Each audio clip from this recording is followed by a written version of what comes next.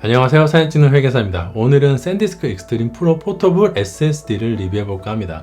웨스턴 디지털의 샌디스크 익스트림 프로 라인은 사진이나 영상 하시는 분들에게는 아주 익숙한 브랜드 아닐까 하고요. 특히 메모리 카드는 거의 국룰급이라고 생각을 하네요. 저도 메모리 카드부터 CF 익스프레스 B타입까지 정말 잘 사용했고요. 아무튼 샌디스크 포터블 SSD는 많이 보셨을 텐데, 라인이 크게 보면은 익스트림 포터블 SSD와 익스트림 프로 포터블 SSD 두 가지 있다고 보시면 될 것 같아요. 오늘 소개해드릴 제품은 익스트림 프로 라인이고, 현재는 1테라, 2테라 두 가지 판매 중인데 곧 4테라 모델도 출시한다고 합니다. 어마어마하죠. 4테라는 가격도 어마어마할 것 같습니다.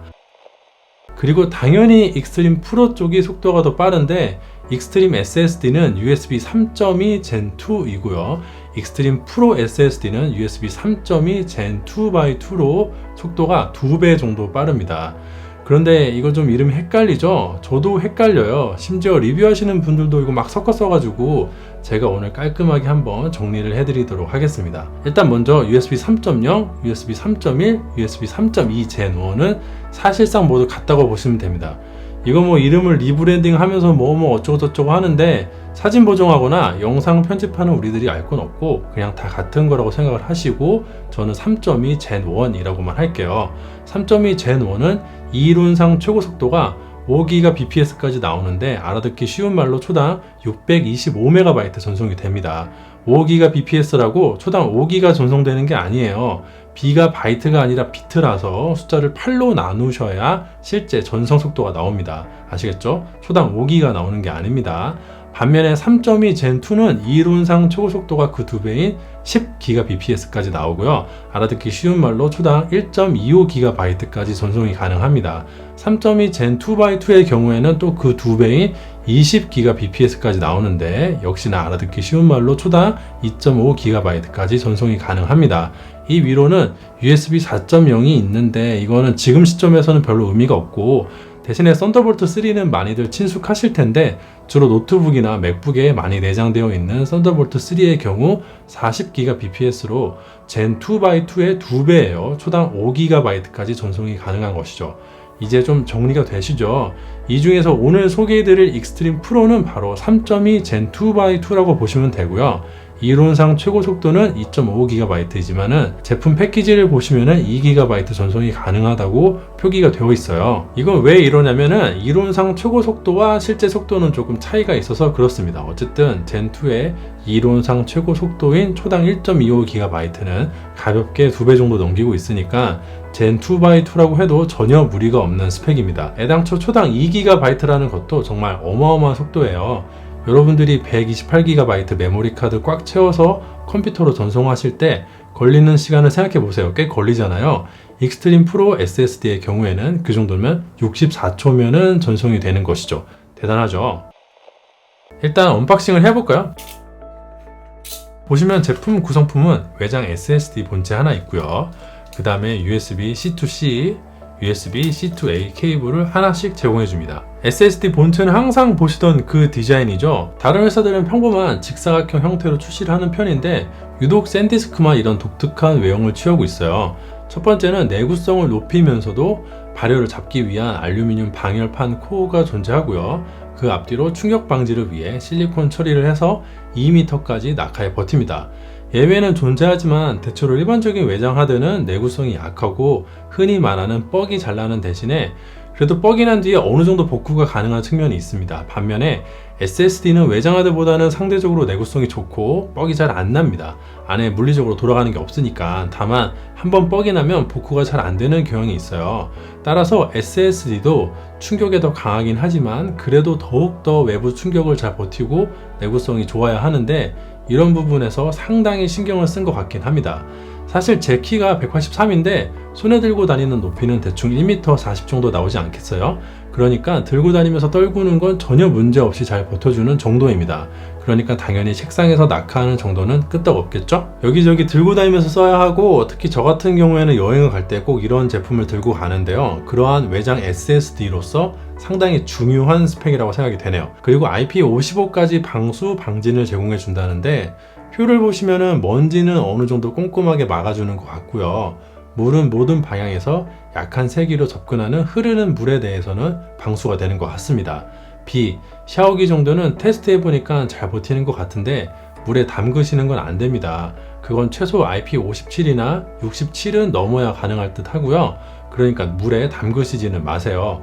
그리고 방수 카메라 오래 사용해본 입장에서 이런 방수 실링도 나름의 내구성이 있으니까 일부러 반복적으로 물에 노출시키는 거는 좀 자제하는 것이 좋겠고, 물에 젖으면은 말리고 사용하시길 바랍니다. 크기는 웬만한 스마트폰보다 작은 약 11cm, 6cm 정도의 크기를 가지고 있고요. 두께는 1cm 정도입니다. 무게는 85g으로 정말 컴팩트하고요. 상단에 카라비너 고리 등을 통해서 가방이나 의류에 쉽게 장착이 가능한 점도 특징입니다. 다음은 실사용 테스트를 보여드리고자 하는데, 번들 C2C 케이블과 썬더볼트 포트로 테스트를 해봤어요. 첫 번째는 사진 내보내기로 알파7 알포로 촬영한 6100만화소의 50장의 로우 파일을 최고 화질 JPEG으로 내보내기 해보겠습니다. 내장 SSD에서 했을 때는 2분 11초인데 익스트림 프로 포터블 SSD에서 했을 때는 2분 13초예요. 와, 거의 차이가 없네요. 당연히 내장 SSD에서 할 때는 로우 파일도 내장 SSD에 있고 JPEG도 내장 SSD로 내보냈고요.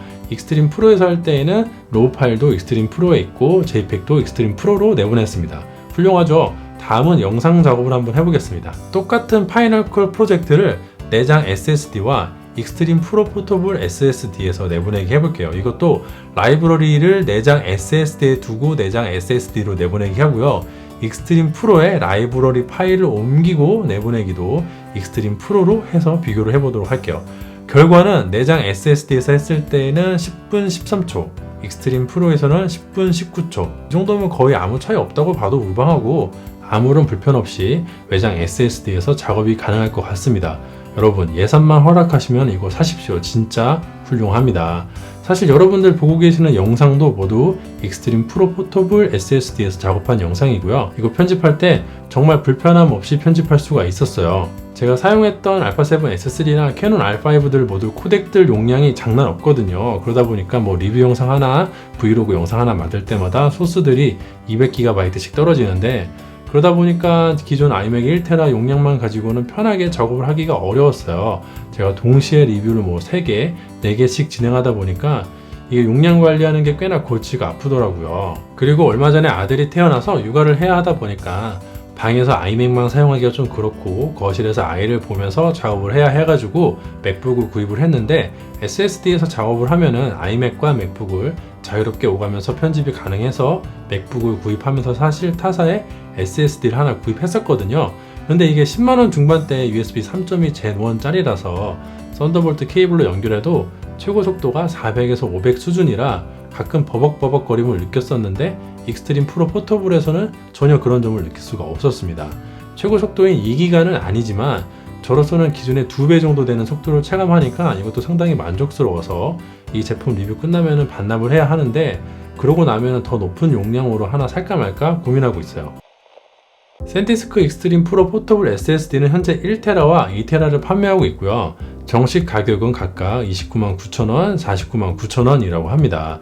그리고 4TB 모델도 4월 초쯤에 출시 예정이라고 해요. 물론 가격은 좀 살벌하겠지만 4TB 나오면 하나 살까 말까 지금 굉장히 고민스럽네요. 비싸지만 또 생각해보면 우리 같은 사진쟁이들에게는 20mm f1.8G 같은 중급형 단렌즈 하나 가격인데, 이거 하나 투자하면 앞으로 계속 편집용 단말기 용량 문제에서 해결될 수 있을 것 같아가지고 저는 고민스럽습니다.